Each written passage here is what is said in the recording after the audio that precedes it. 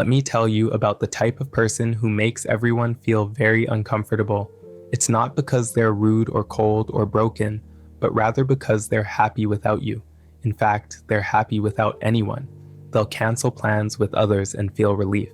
They disappear for days and come back feeling great. They choose silence over conversation, and somehow they seem more alive for it. Society calls this being antisocial. Psychology calls it something else, and what it actually reveals will change how you view every relationship in your life. If you were to take a moment to watch the person who eats lunch alone every day, you'd notice that they aren't hiding from other people and feeling sorry for themselves. They're just sitting there, present and content. Everyone's quick to assume that no one likes them, but nobody considers they may have chose this. We've built a world that treats solitude like a disease. The amount of friends you have measures your worth. Being invited places means you're an important person that matters to others. Always having plans means you're living the socially acceptable way. But here's what nobody talks about.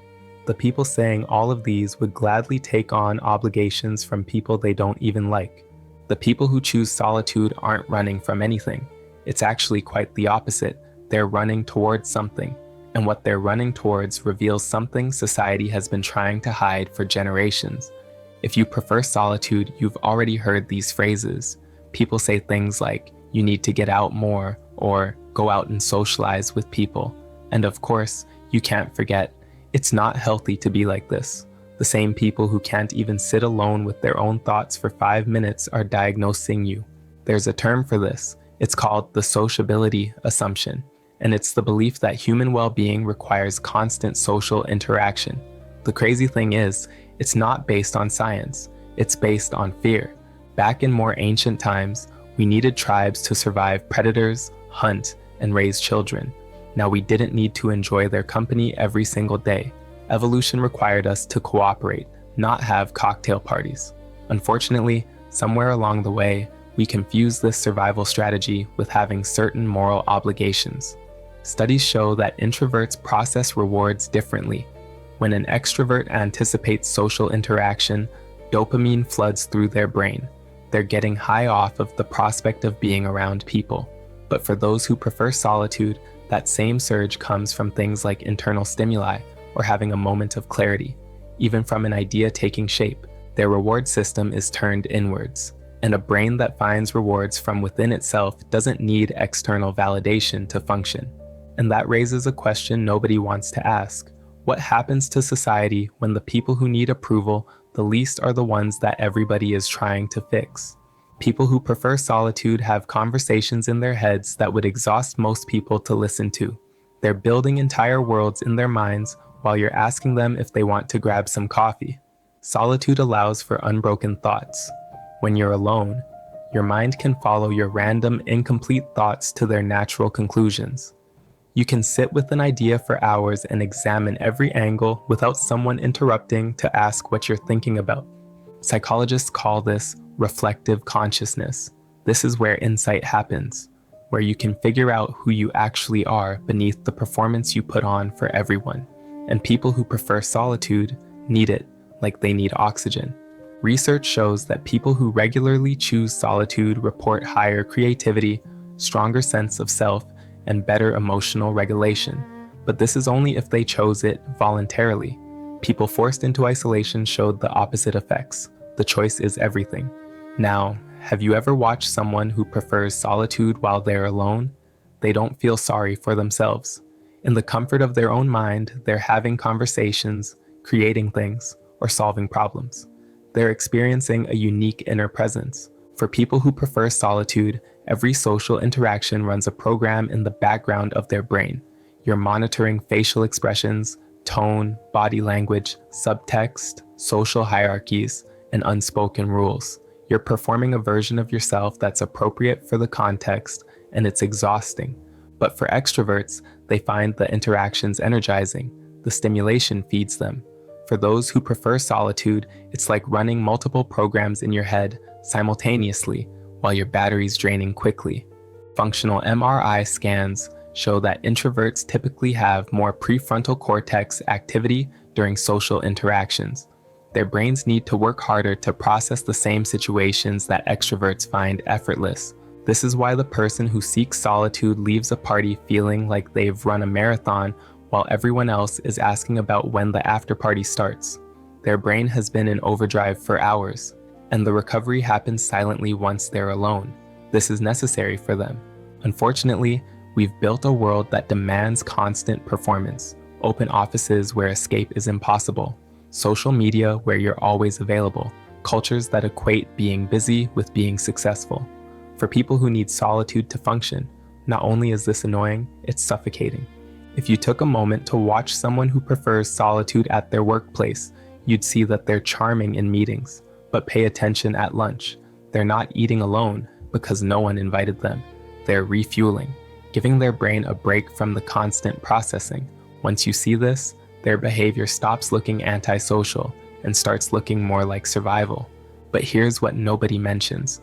If solitude is survival, what exactly are they surviving? People who prefer solitude often have extraordinarily deep relationships, just very few of them. And this confuses everyone, because we've been taught that loving people means wanting to be around them constantly. They invest heavily in a small number of connections rather than maintaining a large network. And those relationships are deeper, more authentic, longer lasting. This is because they have space to process their relationships. When you spend time alone, you think about the people in your life. You notice patterns. You appreciate the nuances. You understand them better because you actually have the mental space to consider them. Meanwhile, people constantly surrounded by others have relationships a mile wide and an inch deep. They know everyone, but who really knows them? Researcher Bella DePaulo calls these intensive friendships.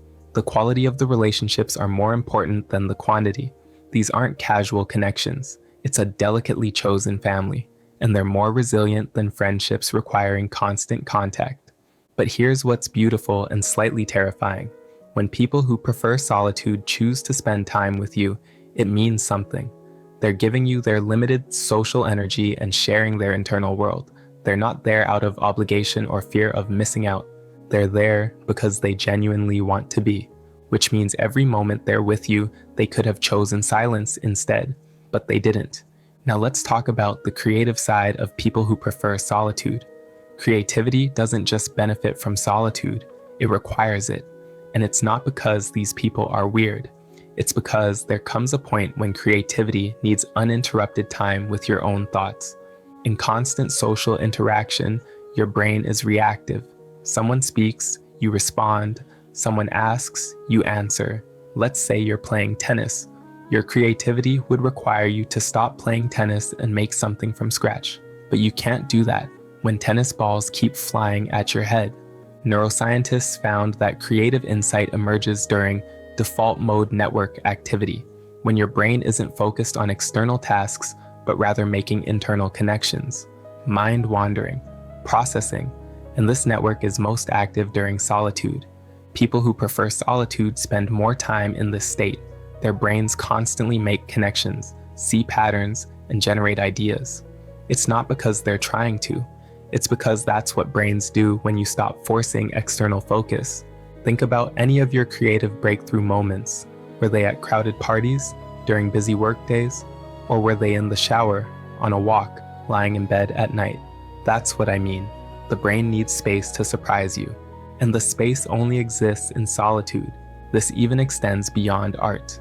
Problem solving, strategic thinking, and self-awareness all require deep processing that only happens alone.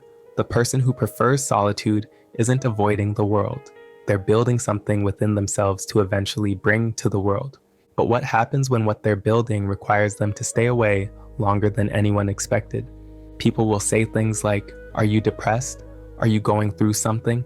Are you okay?" All of these questions come from care, but they're based on an inability to distinguish between people choosing solitude and those who are having a mental health crisis. Depression causes social withdrawal. The depressed person isolating feels empty, numb, and disconnected. A person who prefers solitude feels alive, engaged, and connected to their thoughts and chosen people. One is running from pain while the other is moving toward peace. Psychologists distinguish adaptive solitude from maladaptive isolation. The first one correlates with positive well-being. The second correlates with mental health problems. But in everyday life, people generally see someone alone and assume the worst. This creates a strange pressure. The person who prefers solitude constantly defends their choice and explains they're fine, even insists on it, saying that they just like being alone. After defending themselves enough times, it becomes exhausting.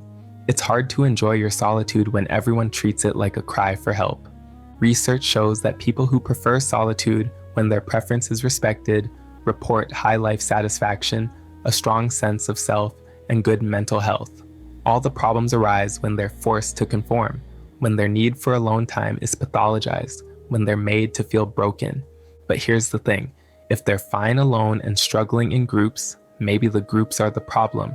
And if that's true, then why is everyone so determined to convince them otherwise? Being comfortable alone is power. It's liberation from a need that controls most people's lives. Think about just how much human behavior is driven out of fear of being alone. People stay in toxic or bad relationships that hurt them. They maintain friendships out of obligation. They say yes to invitations that they wish they could decline. They build entire lives around avoiding the one thing people who prefer solitude actively seek. When you're comfortable alone, you can't be controlled by the threat of abandonment. You can't be manipulated by social exclusion. You make choices based on what you want, not what keeps you from being alone. That's very threatening to a social order, which relies on people's fear of solitude to keep them compliant. This shows up in relationships. People comfortable with solitude can be alone without being lonely, which means they choose their relationships more carefully, instead of rushing into one out of fear. They're with partners because they want to be, not because they can't stand being alone with themselves. They walk away from friendships that have ran their course. And paradoxically, this makes them better partners. Because when you're not desperate for a connection, you show up more authentically. You're not performing or people-pleasing or clinging. You're fully present and just being yourself. There's also the freedom which comes with not needing external validation. When you're comfortable in solitude, you develop a strong internal compass. You know who you are because you spend a lot of time with yourself. You don't allow yourself to become a collection of other people's opinions. But power this complete can make people uncomfortable, because if you don't need anyone, what stops you from walking away from everything? The people most comfortable being alone often understand connection most deeply. When you spend time in solitude, you learn to see people clearly. When you're not caught in constant social performances, when you take a step back and observe, you notice things, patterns, motivations, the gap between what people say and what they mean, small kindnesses, quiet struggles. Solitude creates perspective. Perspective creates compassion. Some of the most empathetic people you'll meet prefer solitude. They're choosing intentional connections over having constant contact. Think about the friend who reaches out once every few months, but somehow knows exactly what you need to hear. The quiet coworker who always notices when you're struggling. That one family member who lives far away, but understands you better than most people you see daily. They all value solitude. They spend some of that time alone to actually think about the people they care about. And people who prefer solitude are intensely present when they do engage, because they're not burnt out from constant interaction. They're not there out of obligation. They're energized and genuinely interested in what you have to say. They can give you their full attention because they've had space to clear their minds. The extroverts see a lot more people. The ones who prefer solitude get much deeper with the people they engage with. But depth like that requires you to know someone in their entirety, which means they're studying you much more carefully than you realize. The psychology of people who prefer solitude tells us that their brains are wired to find rewards in reflections rather than reactions. They need the time and space to process, to create, and to exist without constant demands of social performance. They have an internal life that's just as valuable as any party or gathering. They've discovered something our hyper-connected culture desperately needs to remember. There's a profound value that exists in being alone with yourself. Solitude isn't something to fear or to fix. The relationship you have with yourself is the foundation for every other relationship in your life. If you prefer solitude, you're not broken or missing out. You just have a different take on things. The world needs people who can sit in silence and think deeply and emerge with ideas, art, and insights that could only come from spending more time with yourself. And if you don't prefer solitude, maybe you can stop worrying about that friend who keeps declining invitations. Stop trying to fix your sibling who moved to the middle of nowhere. Unless you have genuine reason to believe they are, you have to stop assuming that the quiet person is struggling. Maybe they're not running from something. Maybe they found themselves in the quiet and liked what they found there.